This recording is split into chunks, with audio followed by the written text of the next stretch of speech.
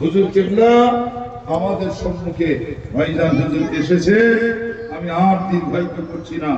আল্লাহ আপনাদের সকলকে ভালো রাখে। ত্রুটি বিচ্যুতি হলে আল্লাহর রাস্তায় ক্ষমার নজরে তাকাবেন, দোয়া করবেন। আমার মতো